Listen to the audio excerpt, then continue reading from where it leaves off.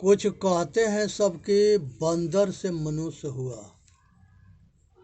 जो ये बात कहता है वो बंदर को ये पता ना है कि बंदर के नस्ल में आदमी के नस्ल में अंतर है। बंदर कभी आदमी नहीं हो सकता, या आदमी कभी बंदर नहीं हो सकता। ये इतिहास में पढ़ाया जाता है। अब पढ़ाने वाला भी अंधा है और जो इसको बताने वाला है वो भी अंधा है, पढ़ने वाला भी अंधा है।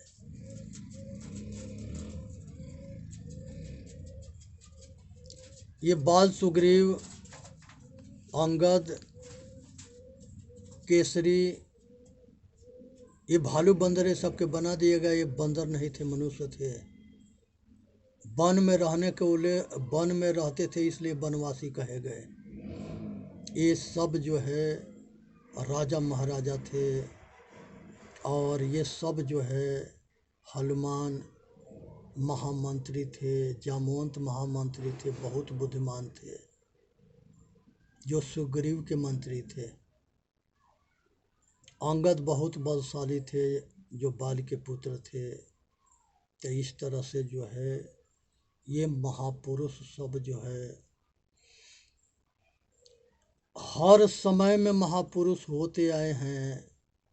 और पंजाब में सतगुरु कबीर साहब के संत परंपरा के निर्माण किए, और उन्होंने जो है रामानंद जी के यहाँ से रविदास जी, सतगुरु कबीर साहब, ये दोनों प्रखंड संत होते हैं बनारस में। सतगुरु कबीर साहब के शिष्य गरीब साहब हुए, और घीसा साहब, पलटू साहब, राघव साहब, धर्मदास साहब, बहुत तादाद में संत परंपरा के निर्माण हुआ सतगुरु कबीर साहब के माध्यम से। ये निर्गुणी भक्ति के जन्मदाता है सब निर्गुणी संत।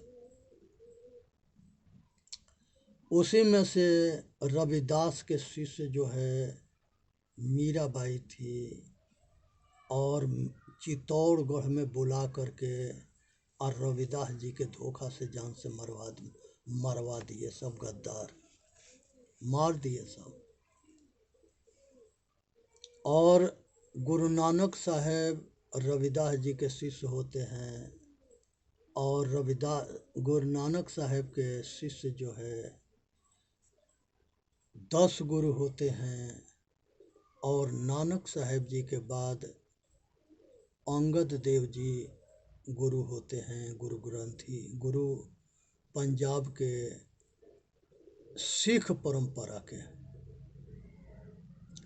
और अंगद देव जी महाराज के बाद जो है गुरु अमरदास जी हुए। गुरु अमरदास जी के बाद गुरु रामदास जी हुए। गुरु रामदास जी के बाद गुरु अर्जुन देव जी हुए। गुरु अर्जुन देव जी के बाद हरगोविंद सिंह जी हुए। गुरु हर गोविंद सिंह जी हुए। गुरु हर गोविंद सिंह जी के बाद गुरु हरकिशन जी देव जी हुए। और गुरु हरकिशन जी देव जी के बाद गुरु तेज बहादुर सिंह हुए। और गुरु तेज बहादुर सिंह के बाद गुरु गोविंद सिंह हुए। गुरु गोविंद सिंह जी के बाद गुरु परंपरा गुरु ग्रंथी को बना दिया गया, जिसमें कबीर साहब के बाणी, रविदास जी के बाणी और नानक साहब के बाणी, ये 200 गुरुओं के बाणी उसमें संकलन है गुरु ग्रंथी में। और ये परंपरा जो है सत्य धर्म न्याय के रक्षा कर रही थी। उसके बाद जो है राम अवतार बाबा के निरंकारी मिशन एक हुआ। वो निरंकारी मिशन में गुरु बचन सिंह जी महाराज हुए। वो गुरु बचन सिंह महाराज के भी गद्दारों ने धोखे से मार डाला, भूज दिए गोली से सब। तो ये शैतान जो है हमेशा महापुरुषों के मारते या फंसाते आ रहे हैं। ये सब गद्दारों से सावधान रहनी है, अपना बचाव करना है, अपना कल्याण करना है। इसी में मानव जाति के हित है। पंजाब में एक से बढ़ के एक गुरु हुए और सब लोक हित में बहुत बड़े स्तर पर काम किए। आज यही समय है कि रोहतक में सतपाल जी महाराज हुए, रामपाल जी महाराज हुए। और रामपाल जी महाराज आज जो है काफ़ी दिन से जेल में है। दूसरा एक पंजाब के निरंकार ये जो है धन धन सतगुरु 13 आश्रम के हैं, राम रहीम जी, इहो आज जेल में हैं। आसाराम बापू ये भी आज जेल में हैं। बहुत बड़े बड़े महात्मा जेल में पड़े हैं और सभी के ऊपर जो है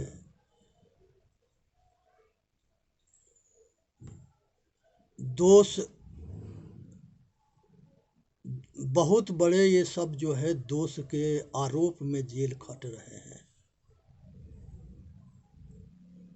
ये सब कहते थे कि हम शराप देंगे तो ये हो जाएगा, वो हो जाएगा, ऐसा हो जाएगा, वैसा हो जाएगा।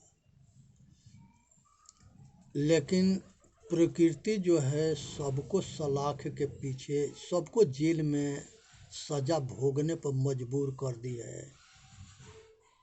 इसीलिए जो है कानून के अपने हाथ में ना लेना चाहिए, अपना बचाव करनी चाहिए, अपना कल्याण करनी चाहिए।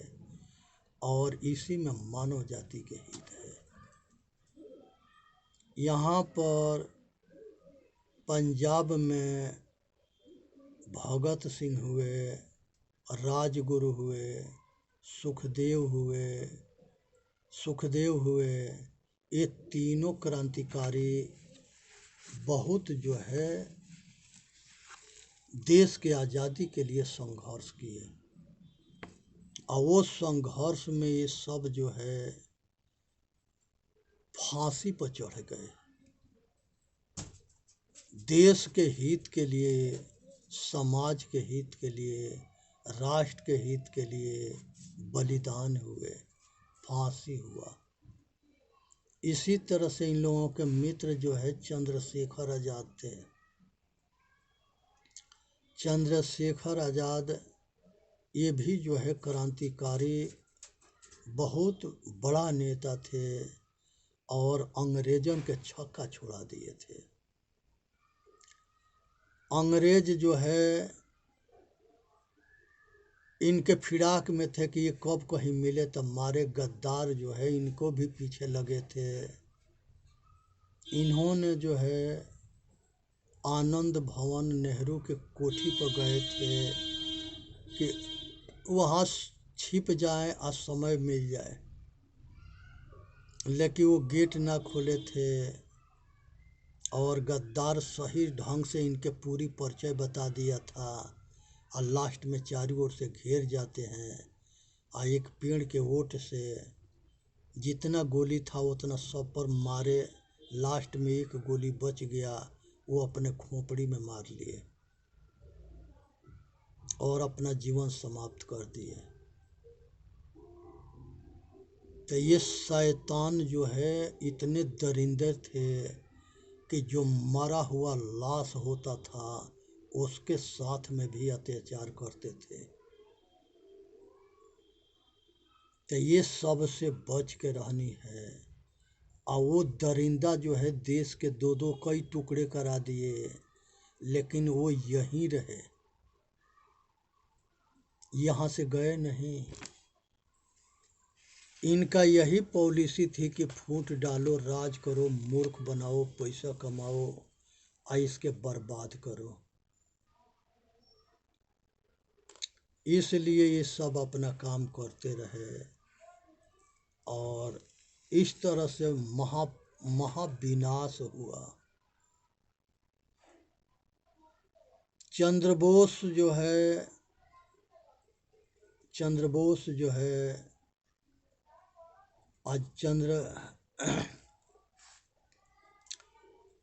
ये जो है चंद्र बोस जो है बंगाल के बहुत बड़ा नेता थे। कांग्रेस में कुछ दिन रहे और उनके बात ना बनने की वजह से गांधी से वो अलग हो गए और उन्होंने जो है अपना क्रांति दल बनाए। शांति दल महात्मा गांधी के था, क्रांति दल सुभाष चंद्र बोस के था। अगर अंग्रेज जो है ये लाचार और विवश जो हुए थे, ये सुभाष चंद्र बोस के क्रांति दल से ये जो है भयभीत होने लगे और निर्णय कर लिए कि अब हिंदुस्तान के छोड़ देना है। लेकिन सुभाष चंद्र बोस के एक समझौता पर ये सब साइन कर दिए थे कि अगर जिंदा मुर्दा मिलेगा तो हम तुम्हारे के सौंप देंगे। मैकॉल जो है कांग्रेस पार्टी जो है अंग्रेजन के पार्टी थी और कांग्रेस के जो विरोध करते थे उसको ये धोखा से मरवा देते थे। हिंदुस्तान के जो संविधान जो बना हुआ है वो कांग्रेस पार्टी के देखरेख में बनी थी और उसमें अंग्रेजन के दबदबा था। ये सब हिंदुस्तान के नेता मजबूरी में उसको स्वीकार किए। भीमराव अंबेडकर की ये कह रहे थे कि अगर हमारा बस चले तो ये संविधान के सबसे पहले हम इसको जला देंगे। और जो पंडितन के संविधान जो मनुस्मृति थी उसको ये जला भी दिए थे। भीमराव अंबेडकर वो उसको जला भी दिए थे। और ये सब जो है सुभाष चंद्र बोस के इतना विवश लाचार मजबूर किया कि ये सब कि वो गुमनाम बाबा बन करके उनको अपना समय काटना पड़ा। सबके सन्मुख ना हुए, गुमनाम बाबा बन के रहे और उनके भी मृत्यु जो है रहस्यमयी रही। क्लियर पता ना लगा कि जहर दे के मारा गया और कि कैसे मरे।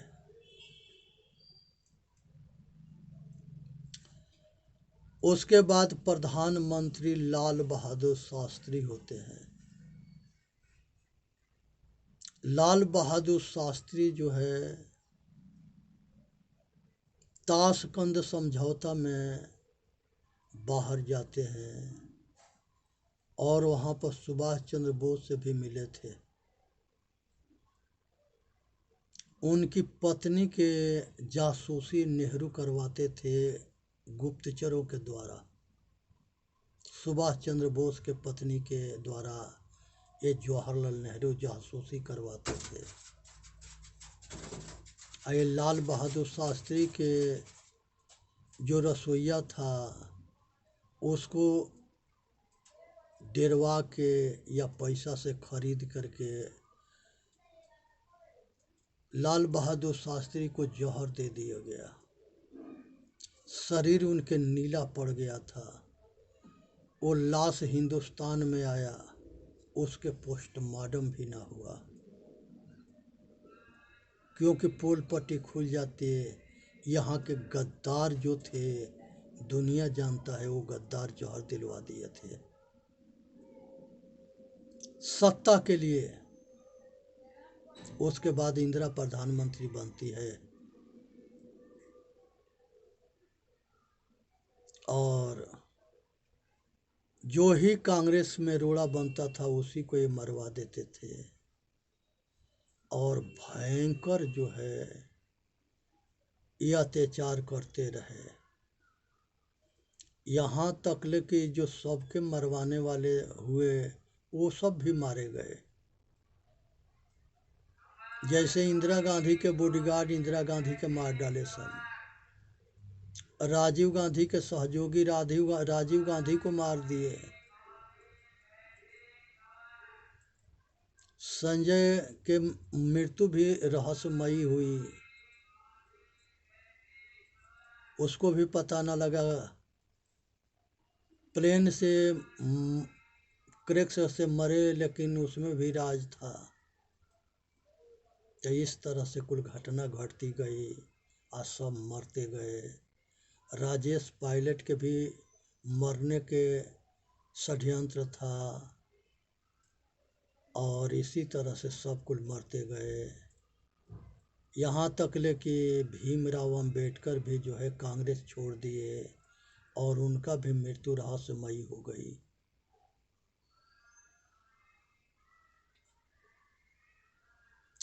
तो इसलिए जो है इस चीज़ को समझना है, जानना है, अपना कल्याण करना है और असत्य से बचनी है, असत्य के अपनानी है, पक्षपाती ना बननी है, निष्पक्ष हो करके अपना कल्याण करना है, समाज के कल्याण करना है। इसी में मानव जाति के हित है।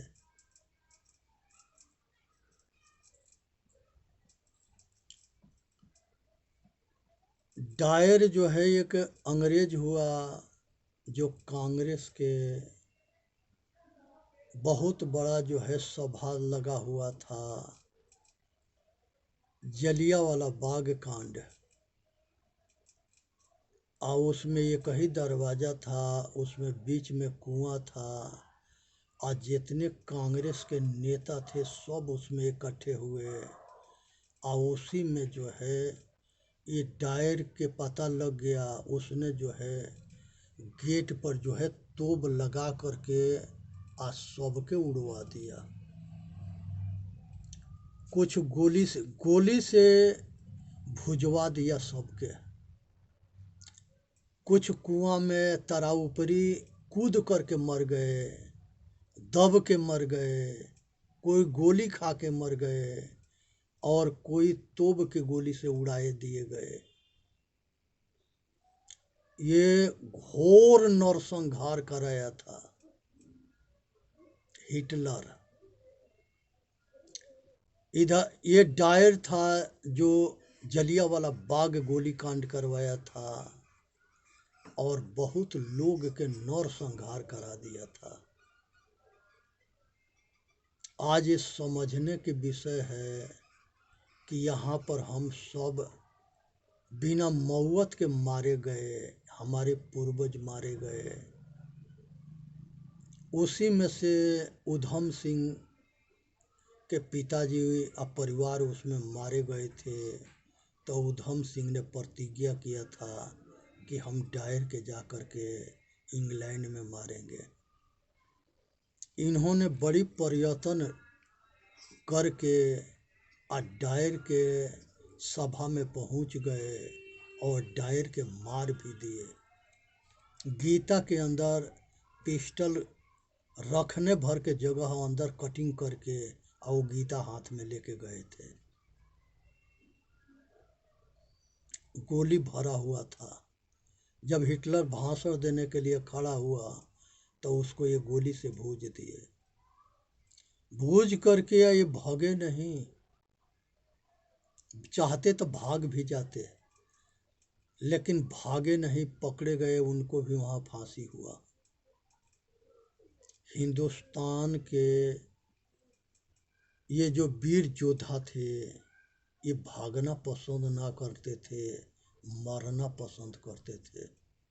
अब विदेशी जितने थे वो जानते थे कि हिंदू जो राजा हैं ये सब धर्मात्मा है, अगर हम भागेंगे तो ये पीठ पीछे आवार नहीं करेंगे, इनके पैर पकड़ लेंगे तो ये हमको जीवन दान दे देंगे।